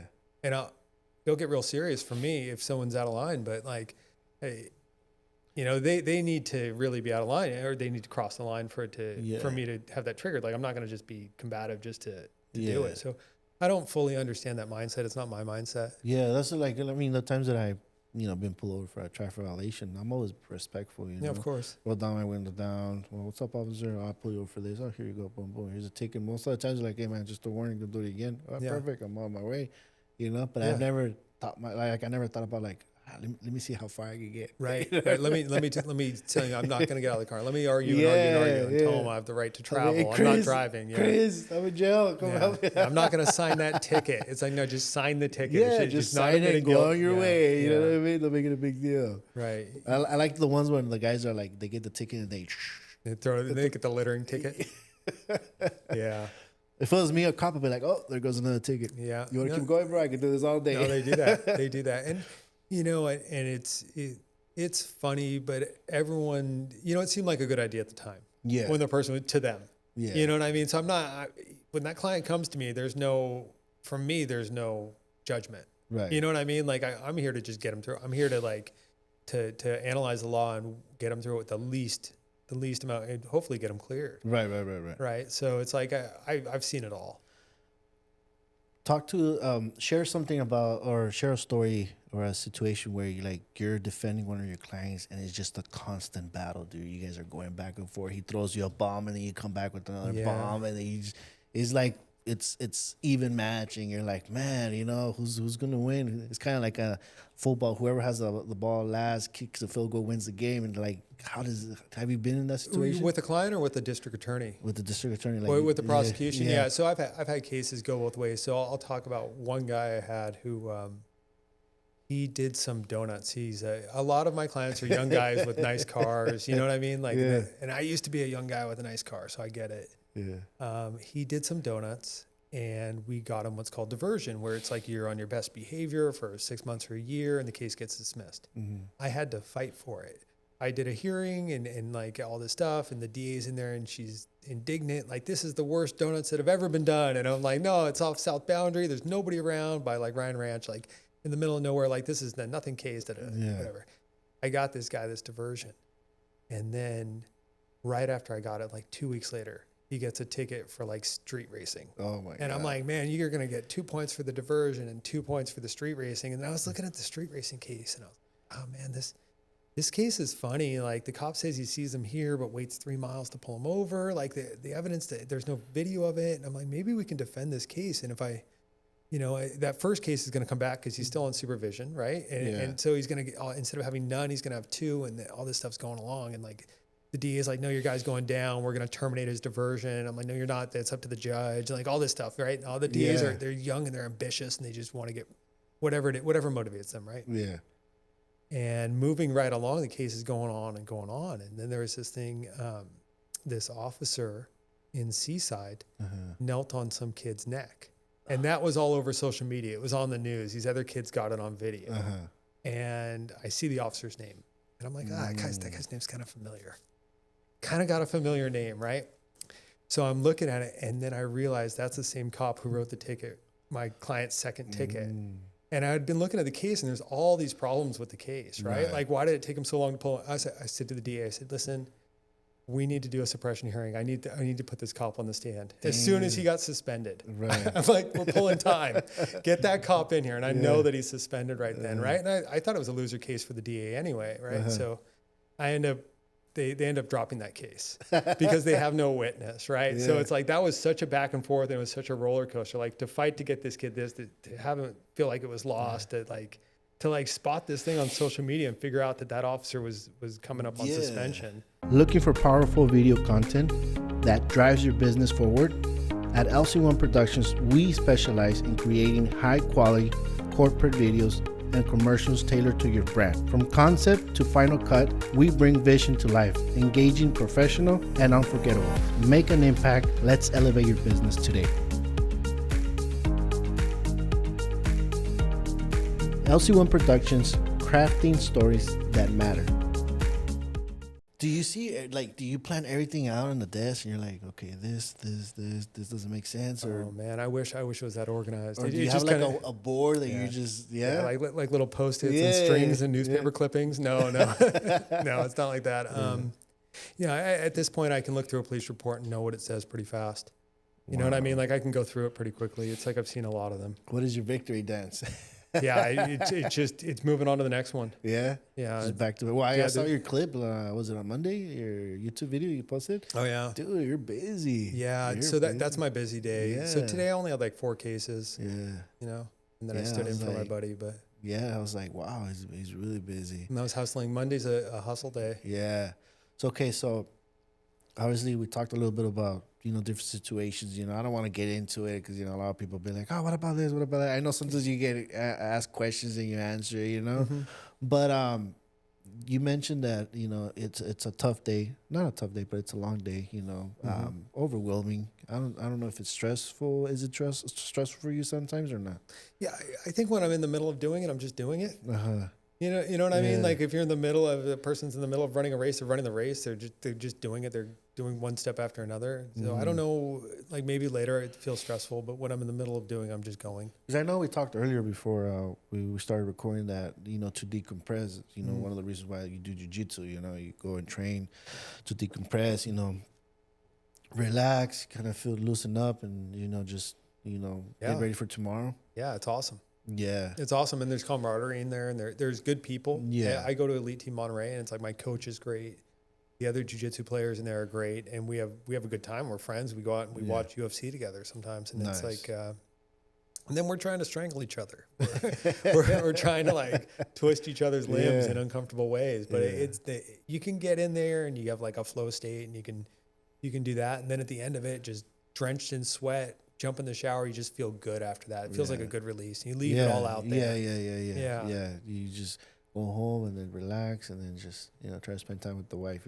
Yeah, and lay on the bed and like watch YouTube and And then get ready for tomorrow. they open my eyes, the alarm clock's going off, it's the next day. Do you prepare yourself for the next day? Do you have like a plan, or your staff does that for you? Yeah, or? my staff and I work on a lot of things, and I rely really heavily on my staff to do Nice. stuff. And we can do a workup for the whole week, and we can do the workup like one day at a time. And sometimes we'll do the whole week, but then during the week, it's like, okay, these are the things that are coming up during the week, and this is this little thing that's happened for tomorrow that you're gonna have to deal with. And oh my goodness, this happened. Yeah. So I couldn't do it without people. Right.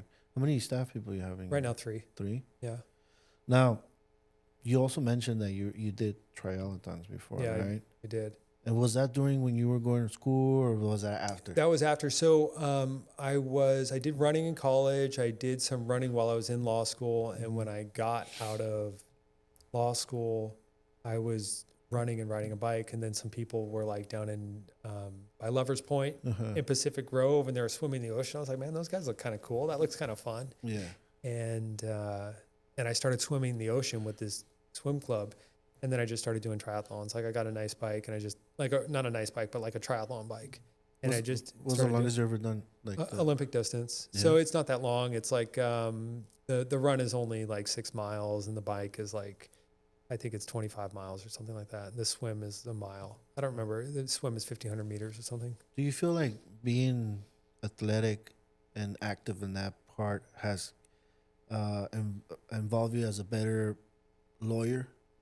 Yeah. So there are people that are just driven, that just want to do stuff. Yeah. And I've always, like I said, since I was a little kid, I've Yeah. always just been really active. Yeah. What I can say is that I did spend about 10 years racing bikes, and I raced at a pretty high level. And I was doing like 50, 60 races a year. Every weekend I do 2 or 3 races. I was riding a bike for 20 hours a week. I was really driven for that. Had I taken those 20 hours a week and put them into my law practice, like I'd be far past where I am right now. You know what I mean? Like had I just done something else that was just a little less time consuming. Right. So it's a double-edged sword with how much people Yeah. can get obsessed with their hobbies. Yeah. Mm-hmm. 'Cause, I mean, I like your attitude. You're just like, you're not. Because, I mean, based on my experience seeing other, attorneys on commercial stuff like that, dude, it's like the attitude that you carry yourself with is like way positive. Well, you thank know? you. Yeah. No, so- like I said, I'm having Yeah. having the time of my life. Like Nice. I freaking love it. Yeah. I love it. You love your job. You love what you do. Yeah. Yeah, and I like being able to have the freedom to go and work out, And it's like I see these other attorneys and they're not healthy. Yeah, You know what I mean? yeah. They're working extra long and they're taking on extra stuff and they're not scaling in the right way. They don't have a support staff, and it's like, and then they work all day and then they eat a big meal at the restaurant and then they eat, Yeah. you know what I mean? And Yeah, they're yeah, just, it's not being healthy. And it's like, we're crossing the intersection and the light changes and we have to like run to the other side of the street. And it's like, that's the fastest that guy's run in years, And for me, it was like, no big deal. And he's huffing and puffing when he goes up the stairs. And it's like, well, it can be really unhealthy if you let your job take over. Yeah. Right. Yeah. So you got to keep the reins on it. You got to keep it where it needs to be. Let me share a little situation I got myself into. Mm-hmm. My last round of chemo was in March 2018. So I was, I'm bald right now, but I was bald. I was yellow. Yeah. I had no eyebrows. I had her to go to Salinas get some medicine, and I had nobody at the house. So I drove my wife's car, and I was wearing a red sweater, Mm-hmm. but it was just like a Nike sweater, Yeah. I didn't think anything of it. I live in Gonzales, and I jumped in my car. I was weak, bald-headed guy with the red sweater, or no eyebrows, whatever, Right. no facial hair at all, and I was driving, getting out of the house, a stop sign, go around, and then I see the cop right behind me. I looked up, I didn't think nothing of it. I get to a stop sign. Right. Cool, he's right behind me. I make a right. He's right behind me. I think nothing of it. Another stop sign. Cool. Nothing, right? Keep going. Another stop sign. And then once I leave, he lights me up. Mm-hmm. Oh, what do I do? Right. Pull over to the right. He's like, can I see, ask me for the commutation. I give it to him. And I'm like, hey, where did you pull me over, if you don't mind me asking? He's like, because you made an incomplete stop. And I was like, why would I make an incomplete stop knowing that you've been following me for the last 3 stop signs? Right. Doesn't make any sense to me. Like, right there and then I remember one of my buddies told me they like to do pretext stops. Yeah. As an officer, I got a couple of friends that are officers.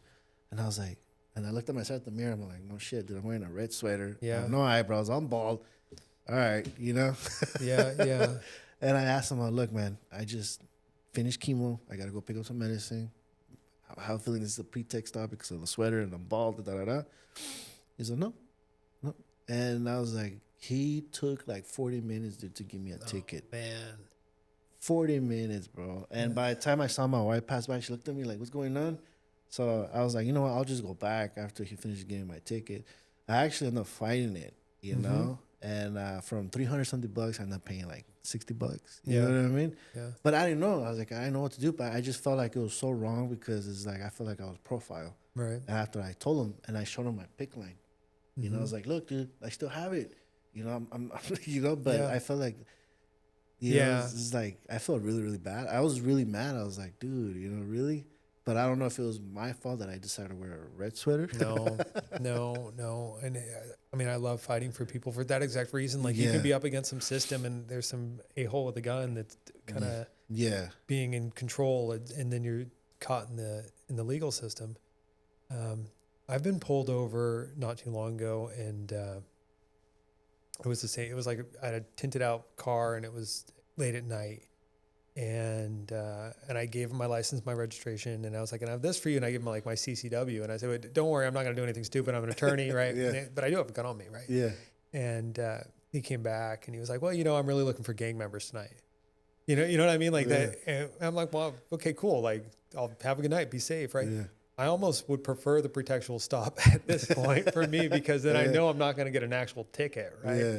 And of course I have some privileges being an attorney, like all that kind of stuff, like, right. Like, and I get it. It's different for me getting pulled over than it is for another person, but I have so much sympathy for people, and they don't know what to do. They don't know what their rights are, and I'm like, man, if a cop pulled me over and told me to get out and stand on 1 foot, I'd say, go fuck yourself. You know what I mean? Like I'd tell them to go pound sand down a rat hole. I'm not standing on 1 foot for anybody. Yeah. I'm going to work. Like, get out of my face. Like, I know I don't have to do these tests. Don't tell me you need me to do these tests. I'm not following your finger. I'm not doing anything. Yeah. And that doesn't come easily. Yeah. You know what I mean? And it's like the cops can push people around. They and they know it. They know people don't know their rights, and they can make them wait. And it's like 40 minutes for what? Yeah. For what? I was really mad, but I was really weak at the same time. I was like, what am I going to do? And I was texting my buddies or cops. Obviously, nobody replied because they're busy, you know? Yeah. But I knew right there and then it was like a pretext stop, and I knew that they were trying to see if they will find something on me, you know what I mean? I'm glad that he didn't take it to the next level, but I was really, really mad. Yeah, it's awful. But there's been other cases in my area where, you know, even I've seen it. I'm not making this up. My neighbor was riding his bikes with his kids, no helmet, across the street, they gone for jaywalking. Yeah. And he was screaming to the officer, dude. And I was like, and it was the same officer that pulled me over. That guy's an asshole. And I was like, sorry, pardon my French. yeah. And I was like, really, bro, you know? So it's just something that we deal with a lot in that city. Yeah. Well, no, I hear you. And I might have fought cases against him. I don't know who he is, but I might be up running into him. I haven't seen him, so I don't know if he decided to go another you know, agency. people can always file complaints, just write off a letter. You don't have to go in there and do it. You can just write a letter like, "Dear Police Chief, like I had a really bad experience with this officer. You know, whatever." That's. But I don't think that they'll even do something about it. Yeah, maybe they will, maybe they won't. You know, or maybe that cop rubbed people in the department the wrong way, and they get enough letters. Now's their chance to can them. Right? Yeah. You know what I mean? Like, who knows? Who knows? Yeah. But you can always do it. Yeah, you can always do it. Chris, let's dive into being an immigration law. Yeah. Yeah. Right now it's wild. Yeah. What made you decide to go to that route? Was that extra schooling you had to do? Or? No, I just learned it, and I read a lot of books on it, and I studied up on it. But you know, I live in Monterey, and so we have a few things in Monterey. It's one of the most international cities in the world. We have the Defense Language Institute there, and we have the Middlebury Institute for International Studies. So there are people from like more different countries in Monterey than almost anywhere else. Yeah. And at the Defense Language Institute, the instructors are foreign born. So if you need like a Pashto instructor, you can't get someone from the United States to teach that. You need to bring someone in, and we bring them in on a specific type of visa to come and teach for the government. And that's actually a visa that's in the news. It's H-1B visa. It's a special skill visa. And this is a long time ago. I remember I had a friend who was going through that process, and you should just do these visas. I'm like, I don't really understand them. This is 15 years ago. And I remember that kind of started it. You know what I mean? That kind of started it. And my mother's an immigrant, and I know that what she went through, and it's like, so I had some kind of understanding of it, and I had some knowledge on how to do it. And when I first started growing my criminal defense firm, I hired a person who had worked for an immigration firm. And she was really good. She put all these systems in to invoice people. She did all this stuff that I didn't know how to do, like just normal office stuff. Like I knew how to be a lawyer, but not how to like run an office. Yeah. And she's like, you should take an immigration case. I was like, I don't really want to learn something new, And then I got Immigration Law for Dummies, and I got this other book, and I just started watching everything. I started learning, and I was like, okay, so a family petition is this form, and I just started going through with her. And then she's like, well, we could start with something small. We could start with a background check. We'll charge $500. We'll do their fingerprints. And like, I got the ink pad and the fingerprint paper, and like started doing FBI checks for people to check if they were caught at the border. And we started really, really small. And she'd been doing it for 8 years at that point. You know what I mean? Like she knew she was so confident, and I was the one pumping the brakes on it. Like, I don't really want to go into another area of law. And then at some point I just felt like, well, how long is the processing time for this? Like how long will we have this client? Like what happens if it goes wrong? And she's like, well, I know someone who really needs it. Like, can they just come through the office and we'll do it out of here? And so that's how I got the first one. And then and I already knew it by then, and it was already kind of there, you know what I mean? And it's like, and so I just started picking it up more and more and more. Wow. And now I have 2 people in my office that do it all the time. And we know it all, you know what I mean? We don't do, certain types of visas, but we know all the family-based stuff, the U visas, the VAWA stuff. So like if somebody wants to get her residency and stuff course. like that, you'll be able to help them out? Yeah, of course. That's there you go. If you guys know somebody, we got you right here. That's like our bread and butter. It's like the marriage visas, the residency, citizenship. We renew DACAs, but you can get that done pretty much anywhere. We can do that. U visa, VAWA, we do all that stuff, and we know exactly what we're doing. Well, I'm not about to send you a lot of business. Send them. We'll take care of them. And right now, things are crazy, right? So we've got the new administration coming in. We've got all these mixed things going on. We've got this new Borders, our guy. He says he's going to do X, Y, Z, and then all of a sudden we see in Bakersfield or Kern County that they're rating job sites. Like, that's not what you said you were going to do. Like, what's going to happen? And our phone won't stop ringing. And I joined the ad hoc committee on immigration rights here in the county, and like I'm trying to help. Right, I'm trying to get it out there and do it. And I'm going to be speaking at a few different things to educate people and do family preparedness plans for families. And I have a bunch of those little red cards that have the Know Your Rights cards. So. I'm going to be getting out more and more in the community to educate the community. And if people can, if they need help, they can come to my office. Otherwise, we'll just educate them for free. Yeah. Where is that going to be at? Where am I going? There's a couple different school districts I'm going to. Was it in Monterey or here in Salinas? Alisal is one, and then I could check my email and check out the other one because I'm not. Little confession, I don't read every email, but like my staff's like, hey, do you want to go to this? And I was like, yeah, just book it. Okay, on the 23rd. Okay, yeah. And it's like they're going back and forth and they're sending the emails. And the reason I asked is I thought if you were just doing it in Monterey, because I know right here in Salinas, a lot of majorities Latinos. It's in the county. Yeah. Perfect. Yeah. It's all in this county. Dude, if I could help you out, promote it, dude, I'll be more than happy to help you out. Dude. Sure, I'll let you know. Yeah. Yeah, because we talked about it, and it is scary for a lot of people, dude. It's terrifying. We've heard from a lot of social media outlets of people walking in on Walmart, walking in on Home Depot, and it's empty in that area. And Bakersfield and Kern is just like, whoa, the impact, But I mean, I don't know what the big guys have planned out, dude. But I'm just like, it is scary for a lot of people that are here genuinely just working, Yeah. So before I came here today, I actually scripted out a video I'm going to do for YouTube, and I thought I was going to film it, but I was messing with the lights. I didn't have time. And the incoming immigration czar says that they're going to start enforcement with the 1.5 million people who have been convicted of a crime and gone through immigration court and been ordered deported, but they haven't left the country yet, right? Right. So we know that there's a cost in sending someone through the system. These are people who have been through the system and they've exhausted all of their rights, and now it's just time for them to leave, and they never checked out on their way out the door. So that's where they're going to start. That's what these guys keep saying. We're going to start with this low-hanging fruit. Mm-hmm. Once we get through these guys, then we're going to go to the criminals who should get into the immigration court, and we'll be ordered deported from there, right? And then work kind of backwards from there. And then people call the office. My mom's been paying taxes for 20 years, never committed a crime. Well, that person will be lower priority. They have U.S. citizen children. So that's kind of where the incoming administration is signaling. And you hear that. They're saying that. And it's like, okay, well, there's not going to be all that much pushback in the media if they're deporting some murderer or some rapist, right? Like, but if they start pulling some family apart, then we're going to have these horror stories. And it's like, okay, I can kind of see them going in that direction. And then all of a sudden they're in Bakersfield raiding a job site. Like, well, what is going on? Yeah. What is going on? And then Washington Post posted on their Instagram today, like, here are the people that could be affected. And it's like DACA, U visa. And it's like this fear tactic. And it's like, no one says that they're going to come after DACA. No one's even suggested that. Donald Trump didn't say it. His borders czar guy didn't say it. That's not what they're doing. Like, why are you putting this in the Washington Post? Right. And it's like, that's what I want to, I'm probably going to record that tomorrow and say that. But it's like, so there's all this confusion and all this mixed messages.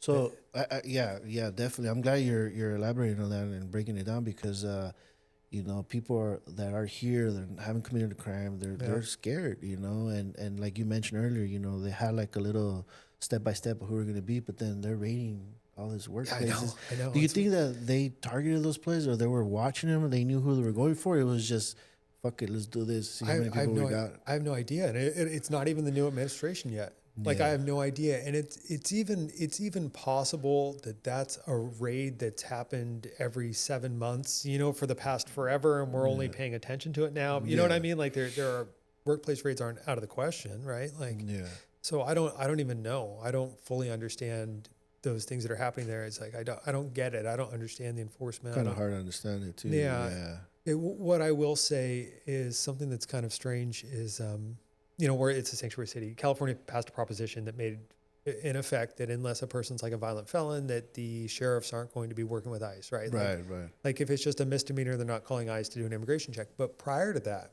ICE was set up in almost every jail throughout California 30 years ago, right? Like there was always like a chance you'd run into an ICE officer if you get booked.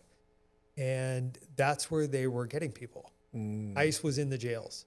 And if a person went through, they would get processed, and maybe they would get on an ICE hold and they'd get thrown out. Nowadays, people would kill for that. to put ICE back in the jail, because when they made everything a sanctuary city, ICE still had its mandate. Immigration still had their mandate. They still they were on a mission to collect people. Right. That pushed them into the community. Yeah. You know, like how nice would it be if ICE was just in the jail? Yeah. You know what I mean? How the mother who's been here for 20 years and has U.S. citizen children, she's never going to find herself in jail. Yeah, exactly. Like if we could just put them back in jail, like everyone would kind of be like, okay, great. You know what I mean? So it's just there are unintended consequences to these policies. And all this stuff is so far beyond me, right? Yeah. I'm helping individuals fix their papers, Yeah. right? Like we're helping families that people get married, everything, you know, like all that other stuff is kind of just like, that's political stuff that's way beyond what I do. But I'm just kind of looking at it and being like, some of these things just don't make sense. What about for that for example, that people are going through the process, you know, married couple, you know, the husband is, you know, getting the wife the paperwork, you know, they're going through the process and they're waiting. They're in the final stages where they got to send information out to be, I guess some people go to Juarez, right? Yeah. There's consular processing. Let's say they're in that stage. Like, do they still? I don't know that that's going to change. So what could change there? So there was a specific rule called the public charge rule. There's some certain things where, let's say you're a U.S. citizen and you're sponsoring your spouse, and you have to prove that they won't become a public charge. They won't get on welfare. Right. You have to show that you have enough money in your income in your bank account, whatever, that you sponsor them. Yeah. And those requirements were set for some period of time and then relaxed under the Biden administration. Mm-hmm. Right away, Trump can, on day one, put the requirements back up, right? They can change the forms. Now you actually have to prove these different things. You know, like there's certain little things like that. But the idea that someone on I-130, a family petition, sponsorship, who has to go through consular processing is going to step out of the country and not be able to step back in. I don't really see that happening, right? You know, unless we find out something when they've stepped out that they actually have a severe record in the other country. I guess what I'm saying is that, like, for example, those people that are going through the process, you know, are like, am I next? You know? No, everyone's scared. Yeah. I don't see that changing. That one in particular, I don't see that. But of course, I can't predict the future. I mean, and they can change. They can change things. There's new forms that are coming in. So it's like, okay, we're going to start using that new form in February. Yeah. But right now we're trying to get through as many as we can this month because the new form's harder. Yeah. You know, for a certain thing that we're working on in the office right now, it's like, okay, we've got 3 more to do. Talk to the staff. We're going to prioritize knocking those ones out just so we don't have to have more conversations with our clients to get additional information, right? So obviously we're talking about immigration, all that transition going on, man. I'm happy to know that we come across because now I could, you know, send people your way. You know, send them your way. Either you need help defending or finding a traffic ticket or anything or immigration. I know where to send them now. Yeah, and I appreciate it. But thanks for elaborating and breaking down that on immigration. Well, the thing about immigration is that people will ask, like, what's going to happen? But there's so many different things for an individual, from how they enter the country to their criminal record to their current status to what benefits they may qualify for. Mm-hmm. And there's just so many moving parts, right? Like it's a really individual by individual basis. So we do offer free consultations. Nice. So we can find out like what a person can do, and we can find out pretty quick, you know, within like 10 minutes if they're going to be eligible for benefits or not. Oh, wow. Yeah. That's awesome, dude. Yeah. Damn, that's awesome. That's good to know. Good to know. That's really good to know. So now let's shift over your vision and goals. What is your ultimate vision for your law practicing brand? Yeah, so I'm working on that right now, actually, and I'm doing a lot of things to implement new systems. My staff is really overwhelmed with phone calls.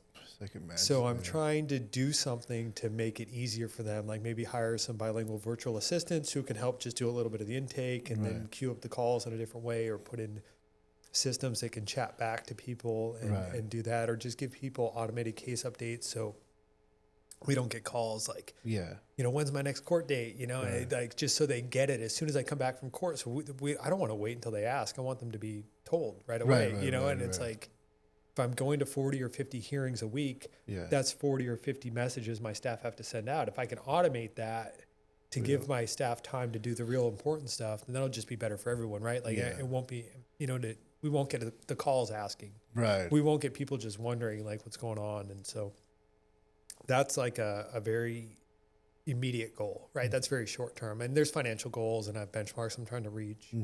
I'm trying to hire more people. I have ads up for paralegals for criminal defense and immigration paralegal right now. I have 2 offices. In my first office, there is a suite immediately next door that's opening up next month. And I've told the landlord, like, yeah, I want that one. You know what I mean? Like, please just tell me. And the office is interesting. The building's 100 years old, but it's kind of like a motel where even in my office, there's doors that go to the offices on each side. Yeah. So it'd be connected sort of to the other suite. So it's like, it'll be a really easy expansion to get out there and not have 3 people sitting in the same room right there. Nice. How do you balance expanding your business while staying true to your mission of fighting for people's rights? Yeah. So I go to court and I'm in there fighting. Yeah. I love that. I don't think about, I think the expansion will really be most immediately into more immigration cases because there's so many, and actually immigration law is national. I can take clients out of different states than I have. I don't know that I need to do, 20 more DUI cases a month. And like the other defense attorneys would be happy to hear that, right? Like they don't like seeing the billboard, right? Like they don't like seeing all my advertising up all the time. Like that drives them nuts, and I know it. But I'm not trying to like really grow the criminal defense. I want to make my staff's life easier, maybe pick up a few more criminal defense cases here and there, but just have more things in place so I can serve more people. Right. That's awesome. Where do you see yourself in the next 5 or 10 years, both personally and professionally? Yeah, I hope I can see my abs. That's what I really want. No, I'd like to grow the practice. I'd like to have all those things in place I was just talking about, where everyone's life is easier and we work smarter and not harder. My long-term goal would be hiring more attorneys, moving into more of a supervisory position where it's just kind of like I'm making sure that everything's getting done. Like quarterback everything. Yeah. And kind of work on the practice instead of in the practice. Yeah. And I still want to go to court. I don't ever want to stop going to court and being a guy that gets in there and fights stuff, but I might not go to traffic court. I'll hire another guy to do that. I'll just take the cases to trial. I'll be that guy. Because right now you're just you, right? Yeah, it's just I'm the only attorney there now. I mean, I have some, like I was saying about the appearances, there are other people who will appear for me when I need it, but for the most part, it's just me. I'd like to be hands-on right now. Oh, okay, gotcha. But the thought is there, right? Hey, eventually. Where's this? I had another question for you. Let's see.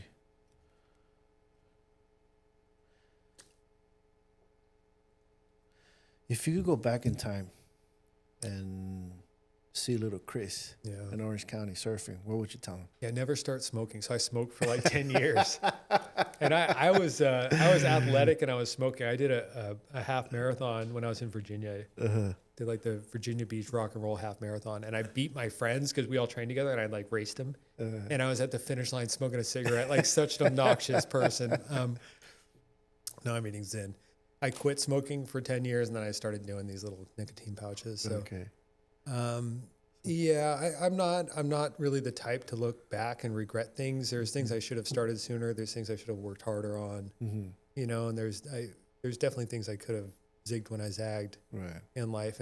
But everything that I did and I did wrong, I hope that I learned from it and got stronger from it. And I'm good because of it. Right. But, I'm not upset about where I am, so I'm not. No, yeah, but I wouldn't want to change course anywhere really too much. I don't want like. To, no, but your answer was perfect. Hey, don't smoke. You know yeah, what I mean? that's about it. Yeah, that's about it. Yeah, I wouldn't have listened. What advice would you give to someone looking to start their own business or practice? Yeah, so one of the things is to work, get your apprenticeship, right? Get your experience in first. And the way I did it was doing those appearances. I didn't really have a boss except for these guys who were having me go in, and I put in the work, right? And I'm a gun guy. I shoot a lot, and I do jiu-jitsu a lot, and they're the same rule for both of them. The shortcut is actually putting in the hard work. Right. The shortcut is doing all those reps. The shortcut is training constantly. That's the only shortcut there is. Like if you try to do another shortcut, that actually makes the process take longer. Try to shortcut it. It's like the only thing you can do is put in the work. And if you don't do that, then your confidence is false. If you don't put in then you're going to flounder, you're going to fail. And there's no guarantee you're not going to fail anyway. Like everyone fails, but like the only thing you can do is put in that hard work. I love that. Now for some fun questions. If you could give a piece of advice. Oh, no, I already said that, dude. What do you hope people will take away from hearing your story today? Well, there's really nothing too special about me,